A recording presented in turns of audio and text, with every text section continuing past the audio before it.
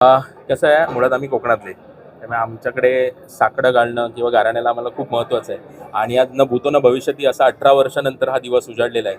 तो दिवस असाच नीट राहावा आणि त्याला कोणाची नजर लावू नये याच्यासाठी आज खास हे गाराणं घातलेलं गेलेलं होतं. आणि गावदेवी असो, कुठलाही देव असो, आमची इच्छा पूर्ण होते आणि त्याप्रमाणे इच्छा पूर्ण होणार.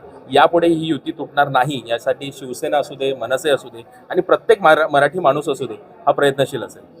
एकनाथ शिंदेने असा एक वक्तव्य केलेलं आहे की दोघं बंधू एकत्र आले त्या फक्त खुर्चीसाठी आले. मला एक कळत नाही, जो मुळात खुर्चीसाठी गेले ते आमच्यावर खुर्चीचा आरोप करतात आणि नंतर म्हणतात की युती झाली म्हणून फरक पडत नाही आणि 24 तासातले 18 तास आमच्यावर बोलण्यामध्येच घालवतात. त्यांना सांगा कामं करा.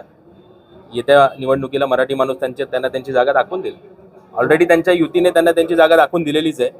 त्यावेळी मनसे आणि शिवसेनेवाले पण आम्ही सगळे त्यांना त्यांची जागा दाखवून देऊ.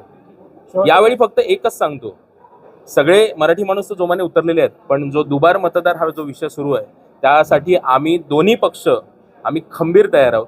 यावेळी जर दुबार आला किंवा खोटं मतदान झालं तर भले केस झाली तरी चालेल, भले आम्ही जेलमध्ये गेलो तरी चालेल, मतदान केंद्र पण फुटणार आणि तो मतदार पण फुटणार.